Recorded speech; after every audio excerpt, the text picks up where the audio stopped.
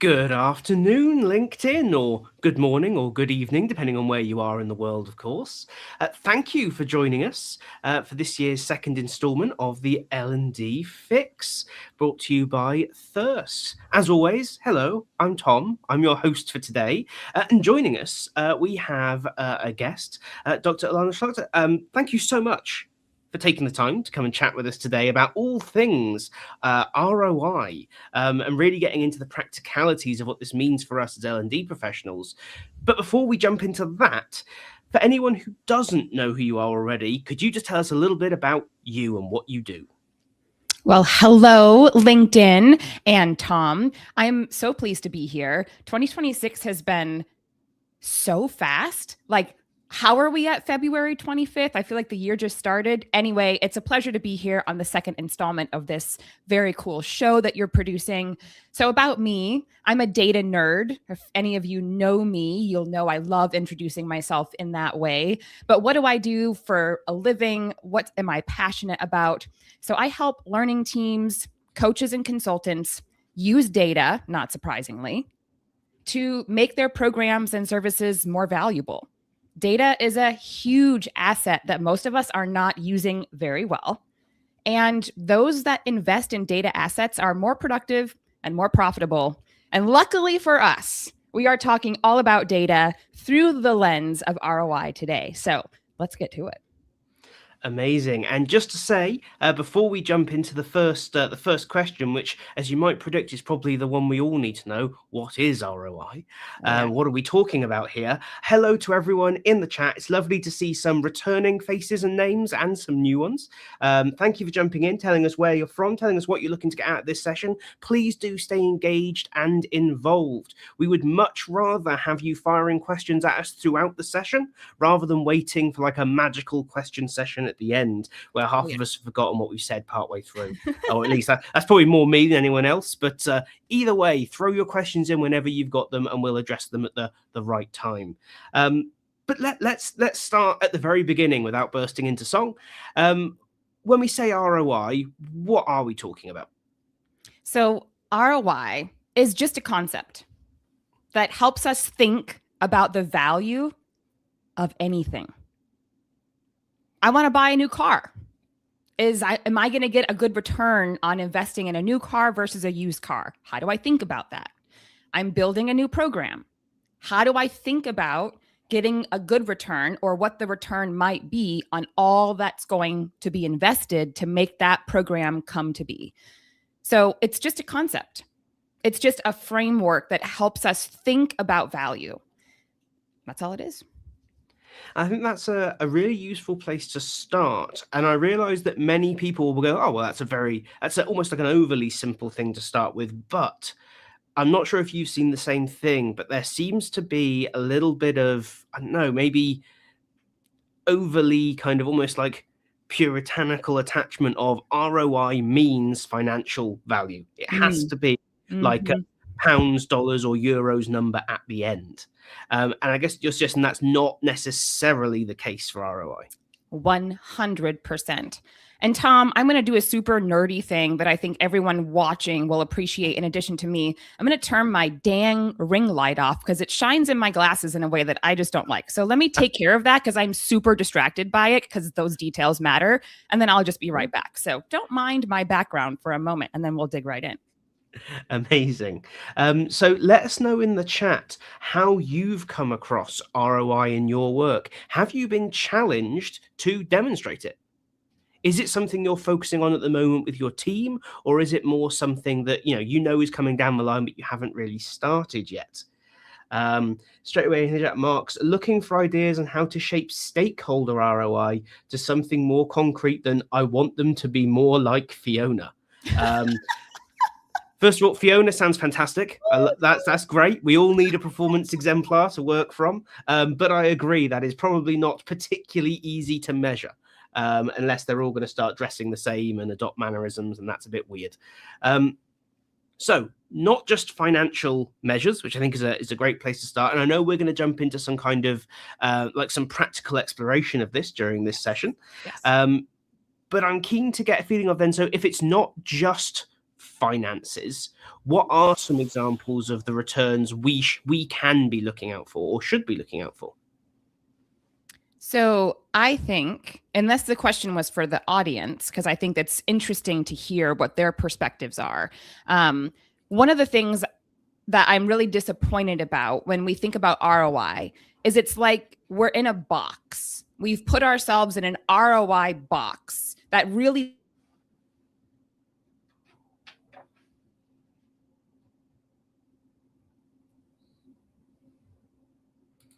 Oh, Lana, I think you may have muted.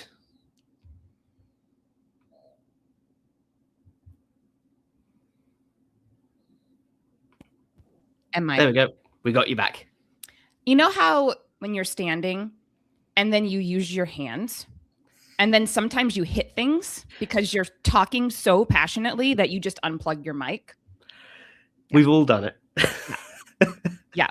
In any event, so I was talking about the ROI box before I so passionately unplugged myself. The ROI box limits us to what are all the potential outcomes or returns in an investment in a program, a product, a service. And so if we try to think outside the box, what are things not financial that we might get out of an investment in a program? And so if you have any ideas already, we'd love to see you share them in the chat. And then we'll plan to dive into at least one example to actually workshop this, because whenever we have a practical example, it will make these ideas resonate and make them more applicable. But just to start, what are some of the out of the box ideas that you have about potential returns that aren't just limited to financial that we might get when we invest in a program, product, service, training, etc.? So straight away, we've got one example of measuring retention and job satisfaction from Natalia. We do have Amy saying we still just measure completion metrics. You are not alone. Mm-hmm. I do worry sometimes that people are made to feel like they're somehow really messing up when this is the case. But I would probably say 90% or more of the organizations that I've worked with, that's where we are. Mm-hmm. And it's somewhere to start from. At least you're measuring something. That is a whole lot more than measuring nothing. We've got a question here. Any ideas about how to get across the point that attending training isn't the most valuable measure? So I think we'll definitely get into that during this, and the example will kind of highlight this fact. Keep flooding your thoughts, your ideas in about out of the box measures. We're certainly going to discuss some. But with you all working on that, got impact in terms of behavioral change. Amazing. Shall we bring up the whiteboard? Yeah, and start looking at an example. Let's do that.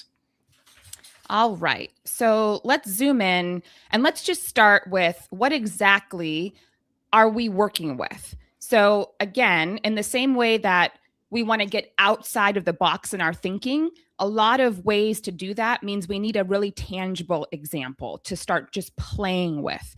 So Tom, just in a few words, describe for me one of the programs that you're working on at the moment, and then let's workshop that. And I'm going to share as you are talking.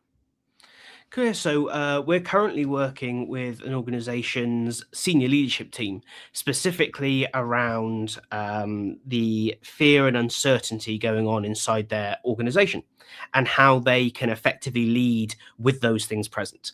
A lot of that is driven by the company's, shall we say, accelerated adoption of AI. Accelerated is the polite word for what they're doing. And the fallout of that has been, people are basically terrified they are going to be replaced by a machine. They have already seen some headcount go. It's not an unjustified fear. But as we know, once a little bit of fear is injected into the system, it tends to start amplifying itself beyond what's a reasonable expectation.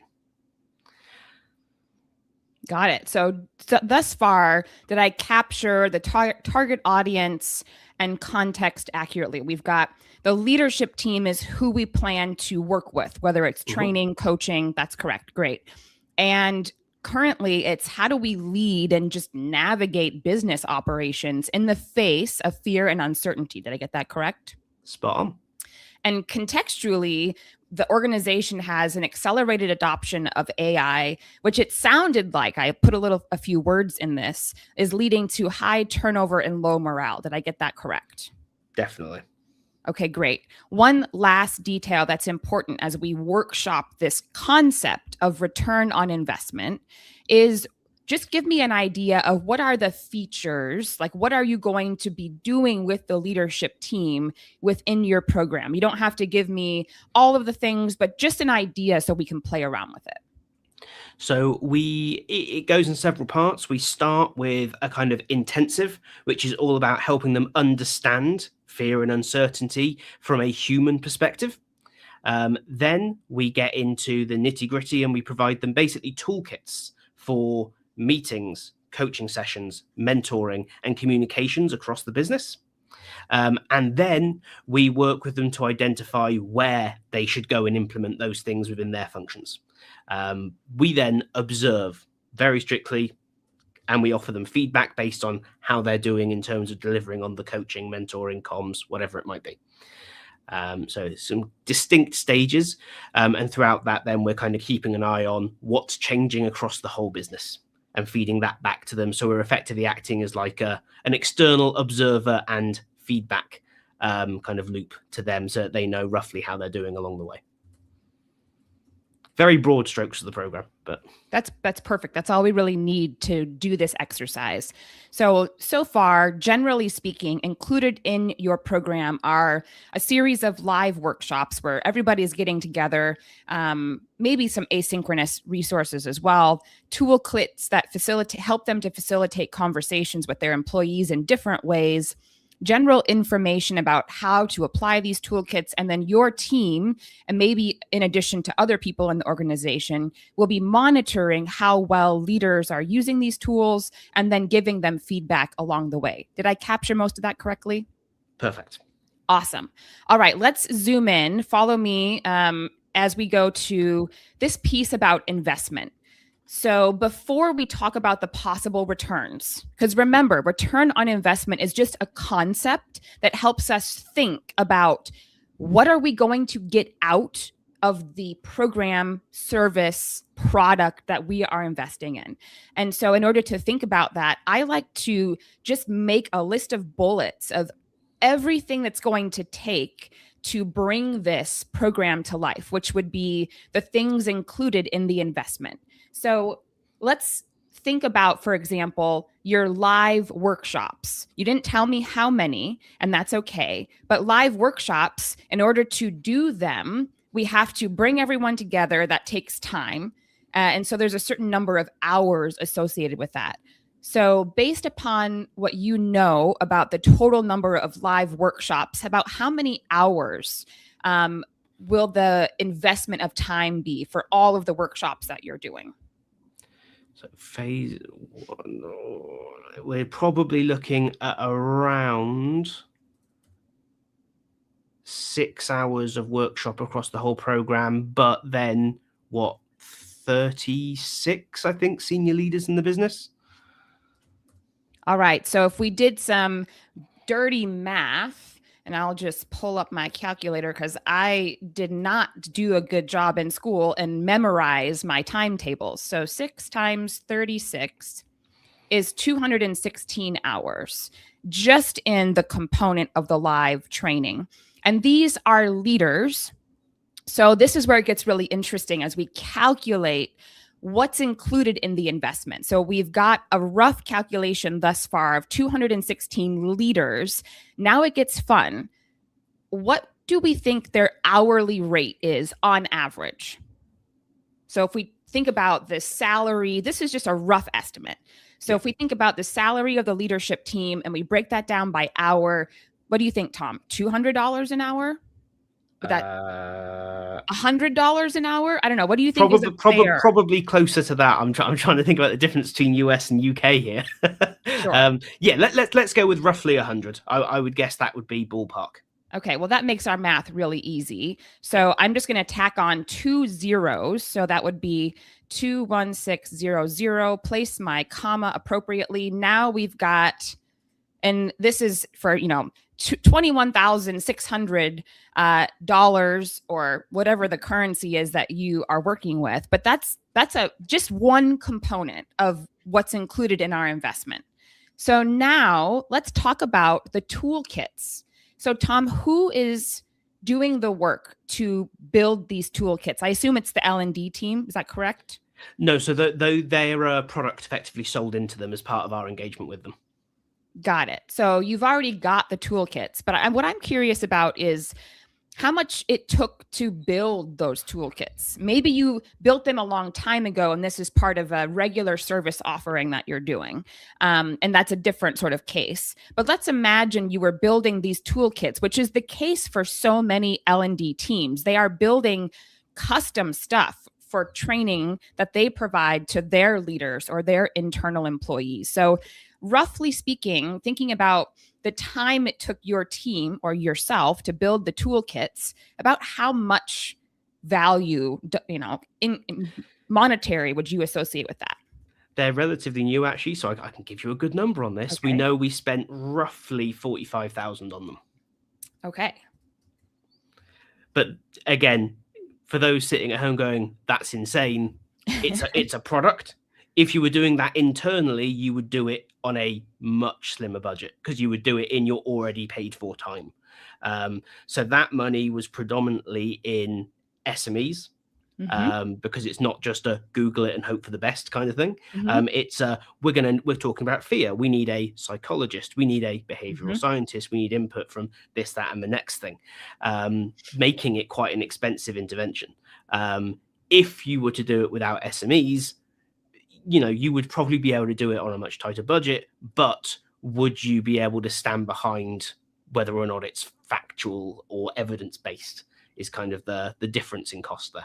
And I would argue that most of us are using subject matter experts. We're taking time to interview either high performers in an organization, or in some cases, we're actually interviewing the people whose performance is lagging, and we want to know what's going on, what are their challenges. They are subject matter experts as well. We might interview our stakeholders, our leaders. So I think all of us spend some amount of time in our discovery phase to help us build something akin to toolkits.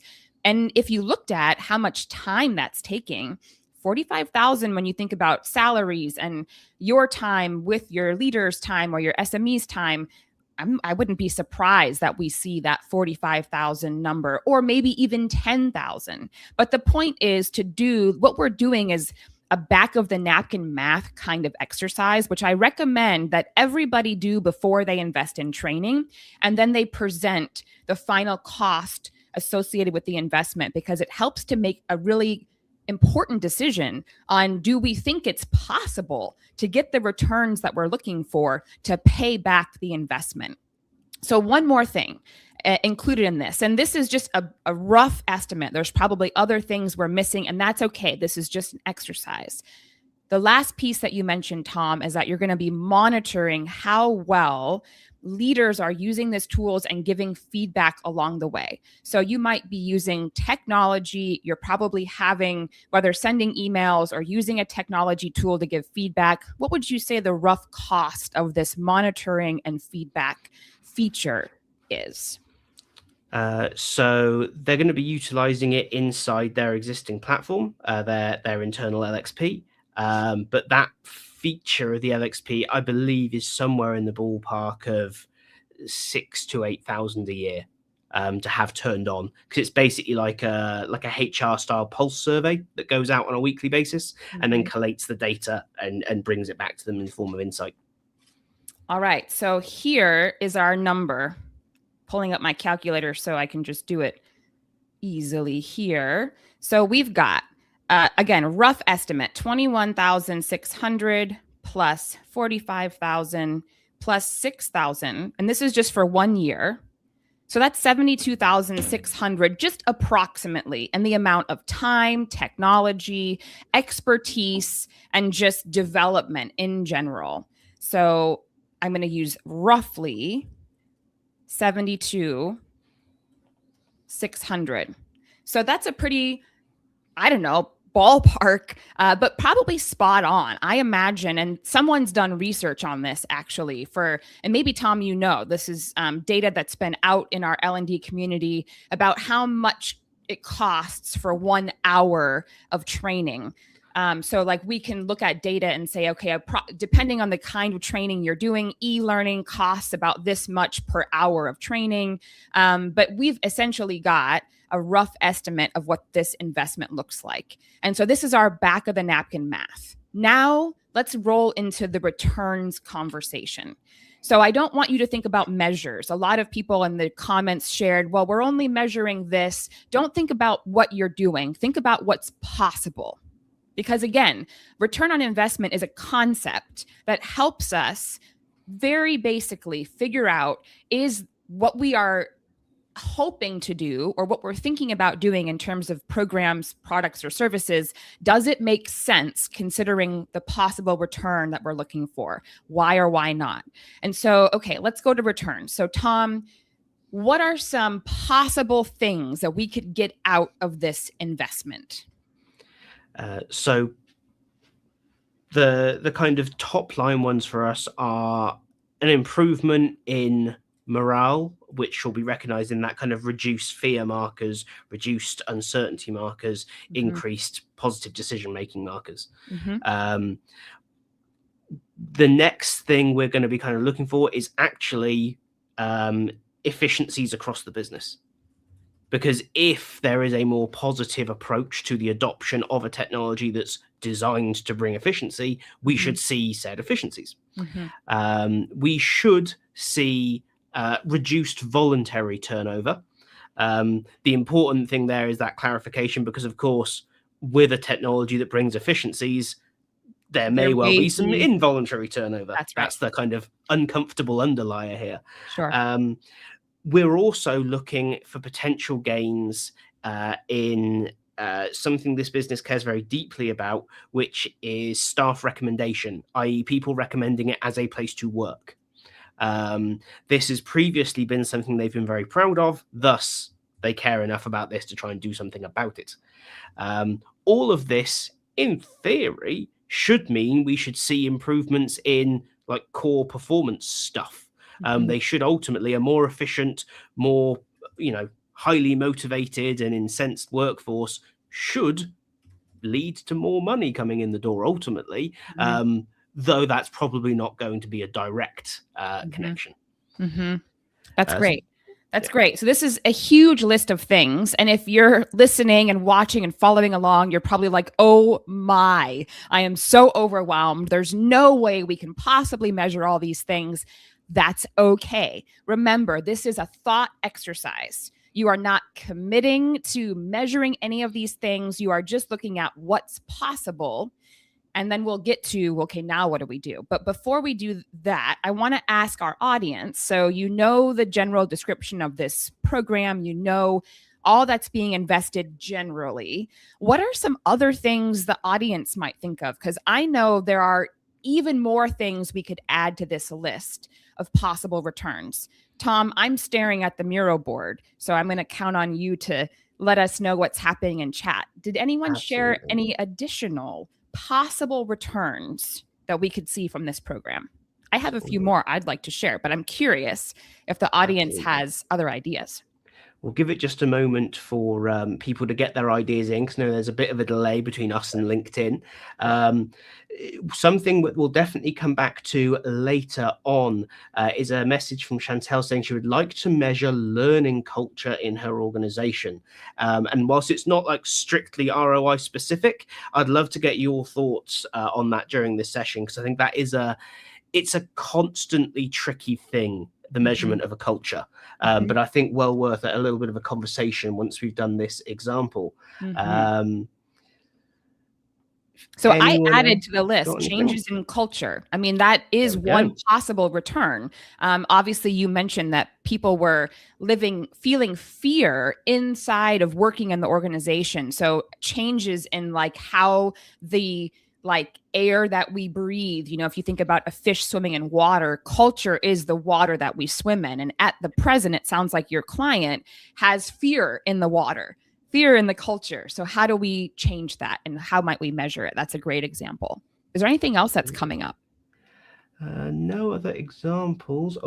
Number of projects implemented to improve processes using technology. That to me sounds more like increased operational efficiency, like an example of increased operational efficiency. Well, for the sake of time, Tom, I'm going to add at least one more, and that is, did we meet the expectations of our stakeholders? This is something, and actually when I put the poll out on LinkedIn about like what gets in the way of practically measuring ROI or thinking about ROI or applying it in your programs, one of the responses was people always forget about return on expectations. So I wanted to make sure to add that here. This is such a simple one, and it is so commonly overlooked that if we're trying especially to build better relationships with our stakeholders, we obviously will have interviews or some kind of conversation or a general idea as part of our program development intake process.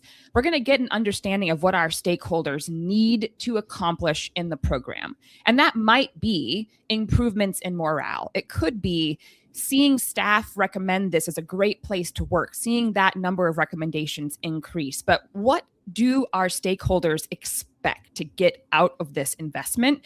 That's a really important question to know the answer to. And being able to just monitor, are we meeting our stakeholders' expectations, is a really big win that we will overlook most times. So just want to add that there. Anything else that folks added? Yeah, we've just got one in. Leadership capability to drive change, specifically associated with AI, but I think even just more generally. I think that could be a real benefit here.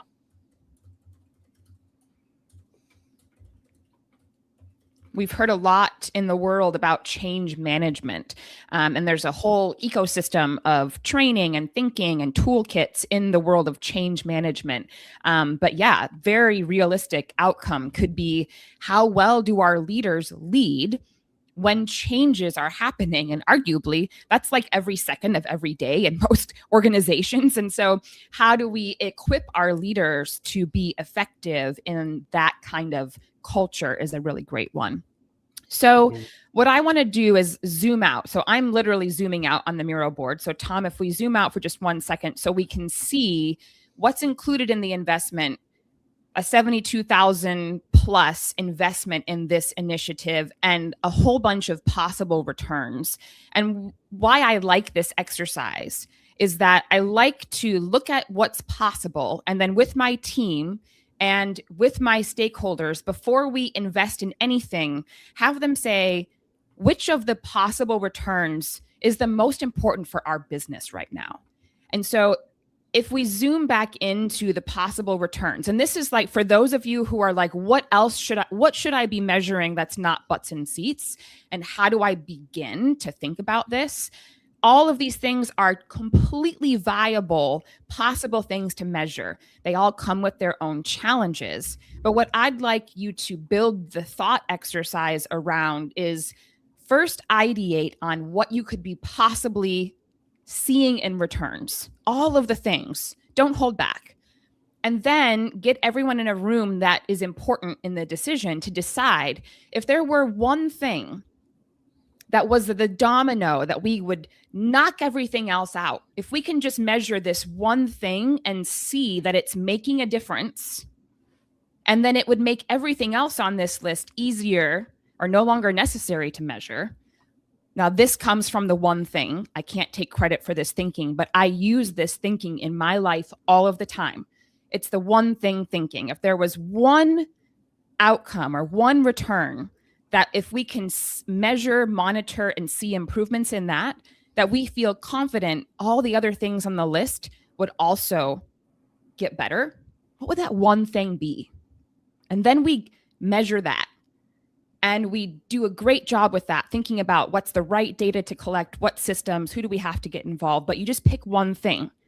For those of us that are on a shoestring, we don't have the resources or the time, we don't have a lot of knowledge or practice in measurement, picking one thing and just focusing on that is an excellent starting place.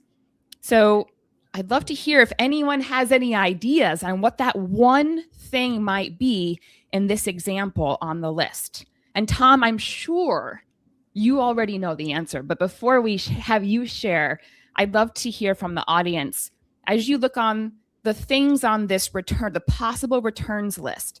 If there was just one of them that would make everything else easier to measure, or we would have confidence that all these other things would also improve, what would that be? And just on that, because I can see there's a bit of a conversation of it in the comments about why is a possible return not the decrease in fear. I deliberately, that is definitely, the question of, there's a bigger question of, can you actually decrease fear, or is it about managing fear? Is fear in the purview of leadership to take away from people or not? Right. It's quite a complex question that actually isn't massively helpful to dive into at all, we found. So instead, what we said was, well, can we accurately and reliably measure fear itself? And we found that that's really difficult. It can be done, but probably not well by us. But what we can do is see what fear causes and measure those business-related things. Because actually, as well, from a truly business-minded perspective, is the business's or any business's top priority the people, or actually the business's profitability or objectives? If we're being horribly, bluntly honest, businesses don't exist to look after people. That would be a lovely world, but it's not the one in which we live and work, sadly. Doesn't mean they're horrible, just means they are what they are. They are businesses. And something so that's that I wrote, it's not there.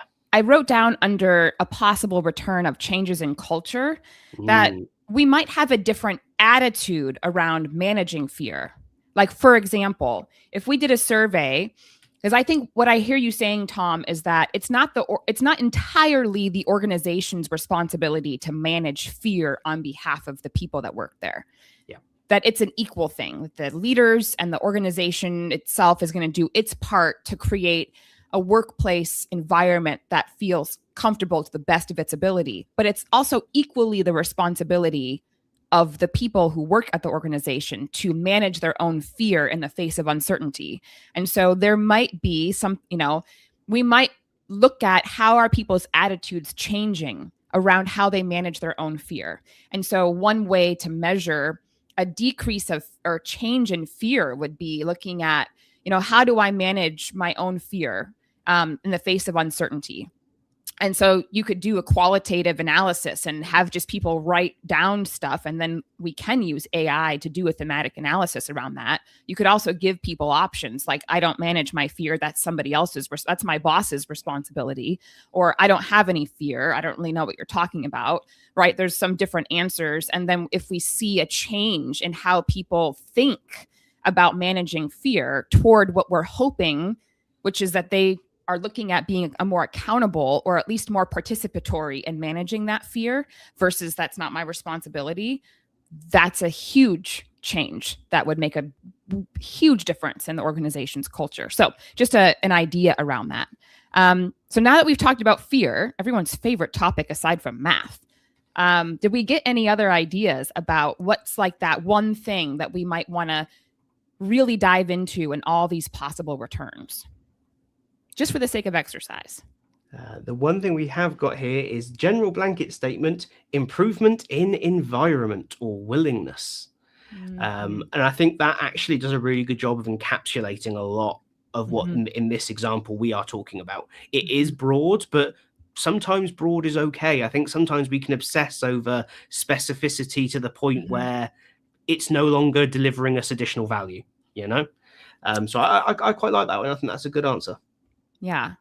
Tom, I'm curious about your answer in terms of, and I know you have your own measurement and you're probably taking on a few of these different metrics and you've got your own way of breaking them down to create, here's a number that associates with this and here's how we came up with that number. But if, for the sake of the exercise, if you had to pick one of these that you think would be a good indicator of change in the others, what would that be?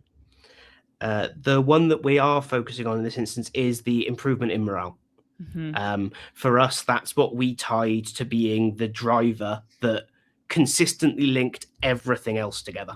Yeah. And you're right. I can see the chain of evidence there. If we think about, okay, and this is a hypothesis, but I do think it's supported in the data that's out in the world, that if we see an organization increase its morale among people who work there, that we'll probably see a reduction in voluntary turnover. We'll probably see the number 4, the increase in staff recommendations of this is a great place to work. We'll probably also see number 5, that they're going to improve in their target performance. When we feel better about what we're doing and where we're working, we're probably going to perform better. There's data in the world that supports that. And then the increased profitability, there's also data out there that says when people feel that this is a great place to work, they're probably going to see a more profitable company as well. So I think that's a great example. And one of the things that I like to do when I'm about to design a program, if someone shares with me, hey, I have this idea, and if we go back, Tom, to the description of the program, just so we can see that text again. In this particular case, your leadership team or someone came to you and said, hey, we've got this context of an accelerated AI adoption is leading to higher turnover, lower morale. We want to improve our leadership team's capabilities of working in this uncertain environment. What is it that, we could do to make a difference? And the story should make sense. So I like to go back to the description of the program and then that one metric that we picked, and does it make sense? And in this case, it absolutely makes sense. And then I like to look at the existing literature. I'm sorry, I'm an academic, but all of us have access more so than ever before to academic research or research done by companies with certain niche expertise. We see reports put out like Thirst's report that they very fancifully shared with us. There are companies doing research that can help us understand relationships among important variables. And so we already know that morale is associated with all the things, many of the things on that possible returns list. So it behooves us to spend 30 minutes to do some research on how do we change fear? How do we support employees in a culture of fear? How do we increase morale? And what is increased morale associated with? So when we think about why are we talking about ROI in this way? And we want to make ROI more practically accessible. I think a lot of that comes about by doing a little bit of pre-research on your topic, thinking about all the possible returns and what do you find in the data that's in the world to help you figure out, what, we don't need to measure all these things, but if we measure this one thing, we can have confidence it's a leading indicator of the rest. And the data already exists. We don't have to collect it. And that's one of my practical cheats, I guess, if you will, that we don't need to do these huge studies because it takes time to collect all the data. And maybe we don't have access to things like turnover data, or we don't have access to some of the things on that possible returns list, but we can measure changes in morale. And this actually, what you're saying is exactly kind of how we landed on it in this example.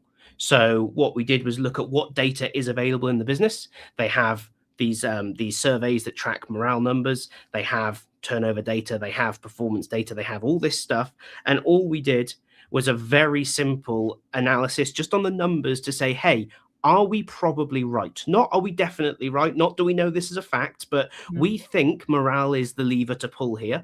We think this is where everything will be impacted from this point. So all we looked for was past correlation between movement in morale and movement in all other data points. And once we'd found that, we said, look, we can't say that it's always this. We can't say +5 morale means +6 performance. It's not a direct line. Of course it's not. Right.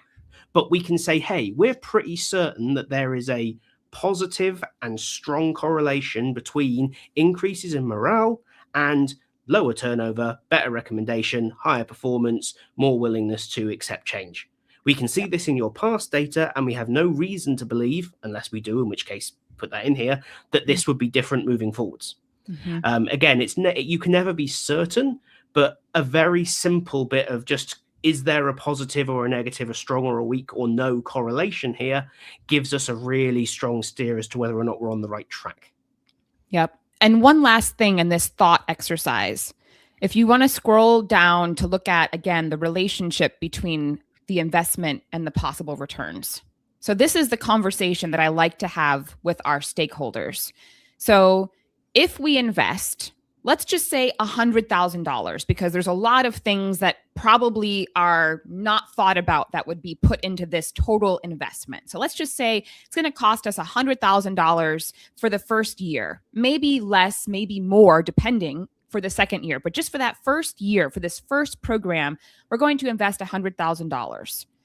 Does it make sense to invest the time that we calculated roughly and the money to get a change in morale that likely will influence the rest of these metrics? But if we can see a change in morale after investing $100,000, does that make sense? And this is a really important thing for us because I think it level sets.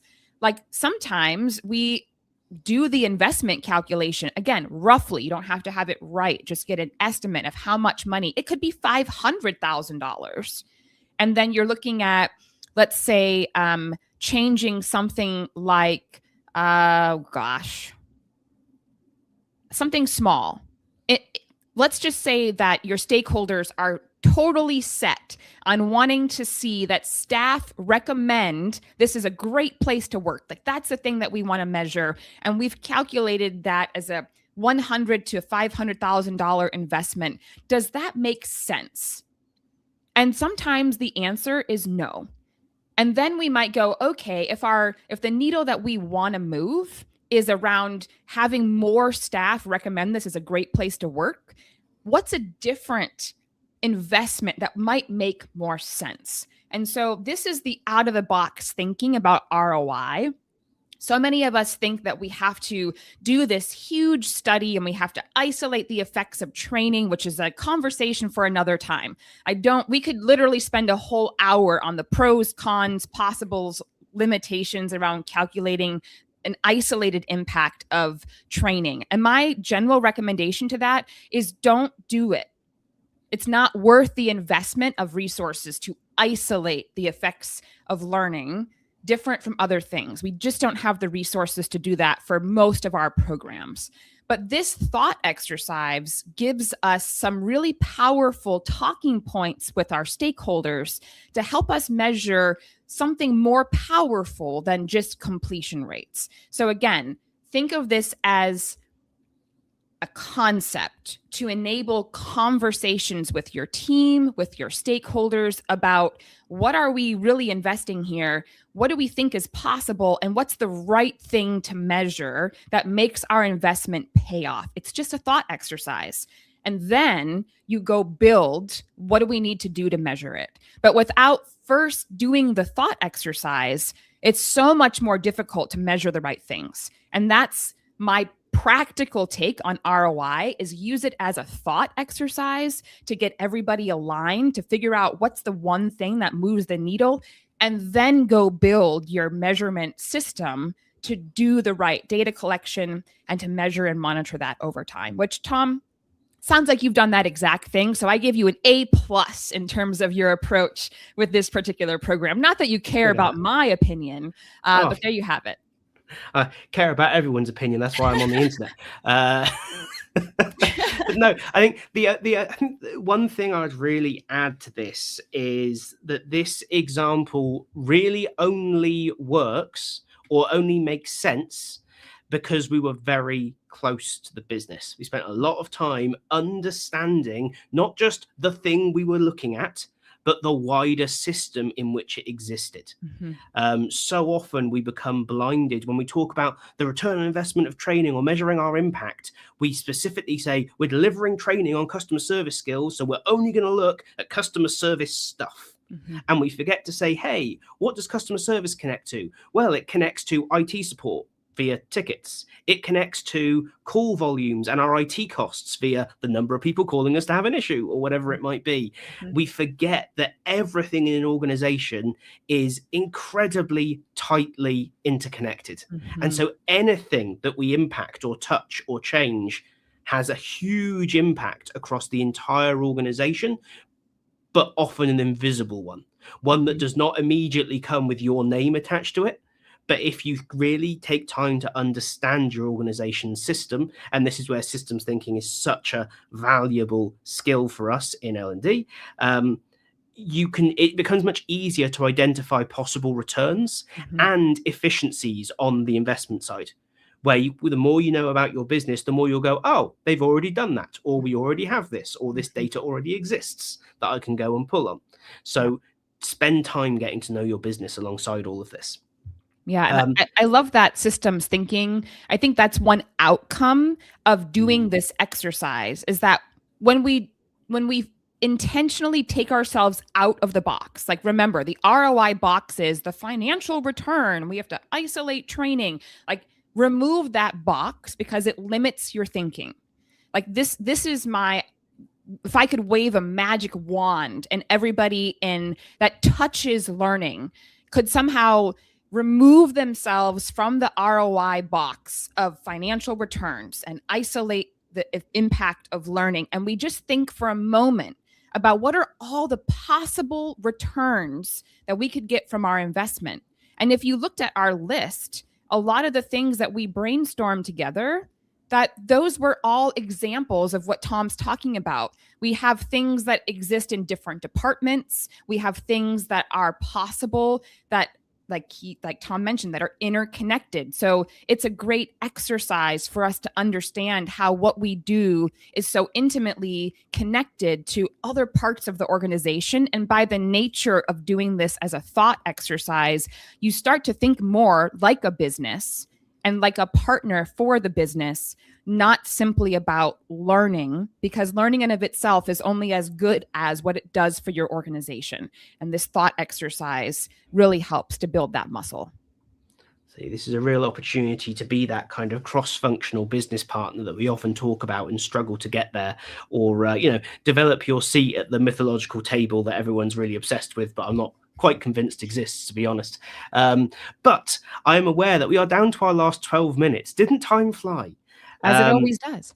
Yeah, and I want to make sure we get to some questions. So if you've got a burning question that you haven't already put in the chat, now is the time. Do not miss this opportunity. It may never come again. You never know. This might be the last webinar you ever attend. But please do send a question. But I want to just double back to the question about measuring culture. Because I do think, like, whenever an organization comes to me with, we have a cultural problem, a little part of me dies inside. Because I think, you might be noticing it in what you describe as your culture. But my follow-up question is, so tell me about your culture. And I perceive to get a very kind of jumbled collection of adjectives, maybe some mention to organizational values that don't really belong in the conversation at all. Perhaps, no one can ever agree.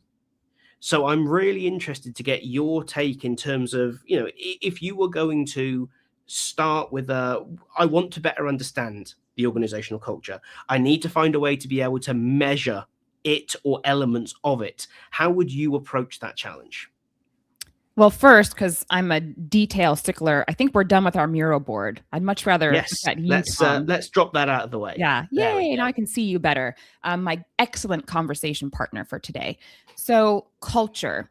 So the question was first about learning culture. So I want to address that and then go a little bit broader. So learning culture is really interesting. My hypothesis, and if for the person who asked the question and really anyone else, my hypothesis about learning culture is that we want to increase the presence of a learning culture because then it makes learning more valuable and we feel more secure in our work. And I would invite you to think critically about that. Are you curious about learning culture because it'll make you feel more valuable? In which case, I think that's the wrong motivation for wanting to measure learning culture. That being said, whatever your motivation is, how I would measure learning culture, and this also could be applicable to culture in general is to look at the research. This is going to be a common theme, but there are a number of organizations, experts that have published factors that are associated with the presence of learning culture. So what I would do is, again, spend 30 minutes, find all the research that you can on experts that talk about what is learning culture, how do we know that it's present, and make a checklist of what all of those research studies, what those experts say. Make a checklist of here's what's present when there's a strong learning culture. Use that checklist as a diagnostic tool and go test it for yourself. Let's say there are 10 things that 5 experts all have in common about what's the presence of learning culture. Make a checklist, go investigate. That's how I would approach learning culture. And in terms of changing learning culture, I would say, let's say the checklist is 10 things, you go investigate. You've got 2 things out of 10 currently present. Well, how do we know that we're changing the strength of our learning culture?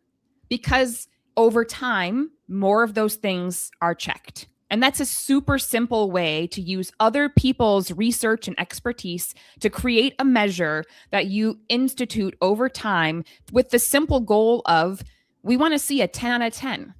We want to see 100% of the things that experts say constitute a strong learning culture. We want to see a 10 out of 10 of that list. You can make the measure yourself using other people's data, and I highly recommend doing that. And the same is true for a component of culture. So this is why culture is tricky, because every organization and every one of us as human beings has a different culture. So we sort of have to drill into, well, what do we mean? Like, what's the most important thing we want to be part of our culture? And for some organizations, that is innovation. For some organizations, it's inclusiveness. For other organizations, it's productivity. We just want to be a productive culture. And then the same methodology applies. If you want to have a culture of innovation, and that's the most important value for your company, go look at what experts and researchers have say makes for an inclusive culture inside of organizations. I guarantee you that data and that research is already out there. Make your checklist of 5 to 10 things that 5 different experts all say, and so it gives you some validity in what you're measuring. Do the same thing. How many of those things on that checklist of 10 around being an innovative culture are present? And let's work over time to see that we get a 10 out of 10 on that innovative culture checklist. It's that simple. But we have to know what our primary component of culture is that we want to change or influence, because culture is so broad, it's almost meaningless without us focusing on what do we mean, like what's a component of culture that we care most about right now that we want to influence. And just on that, I've got a book recommendation to hand. Look at that.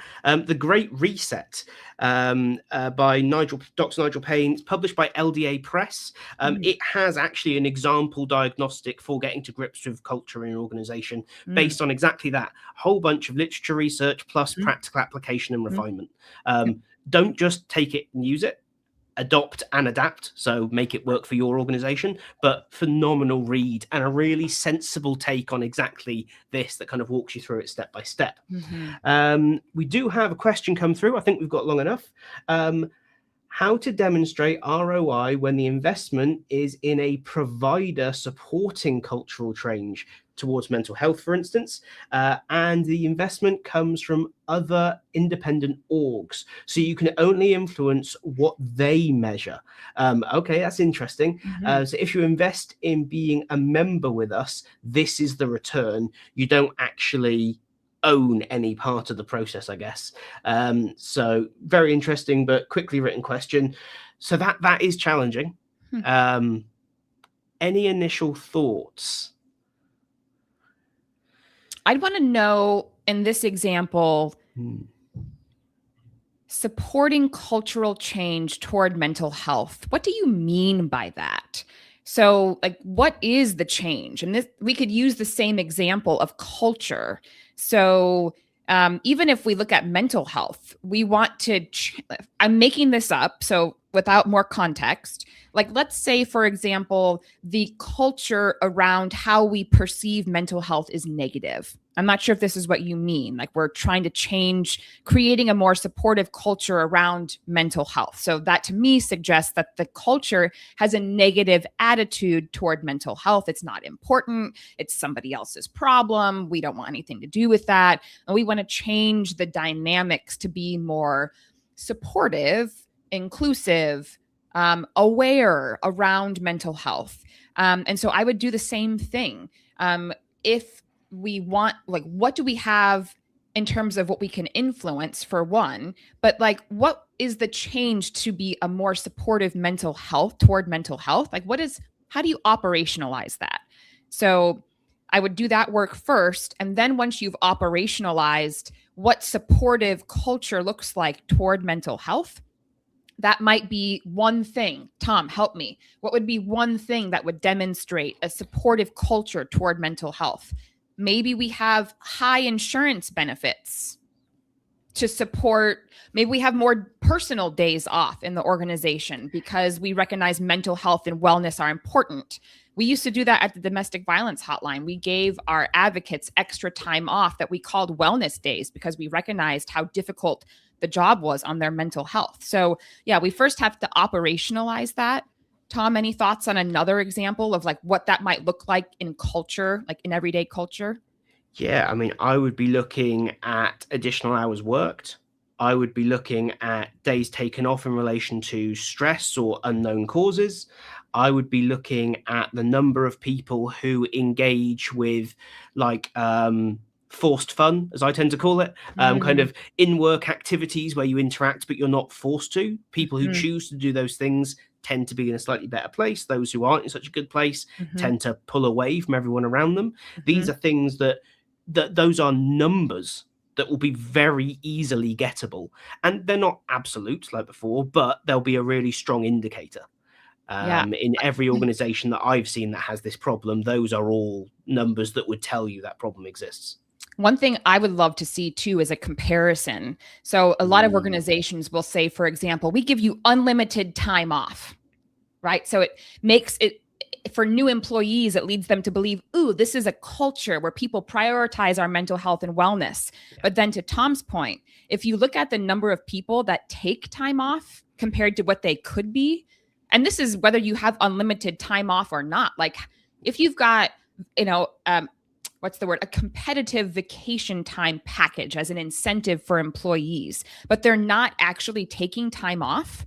That to me says that the culture says one thing, hey, we prioritize your wellness, but if people don't feel like they can take time off and they're not using their vacation time, that gap suggests that our culture isn't aligned with what we think it should be or what we want it to be. So how I would measure culture is here's what we believe we are, AKA unlimited work time to prioritize your wellness. Great. If no one's taking advantage of that at a reasonable rate, then we've got a mismatch of culture and what's actually happening in the organization. And I would want to see that gap lessen, because that tells me that what we preach is what we practice.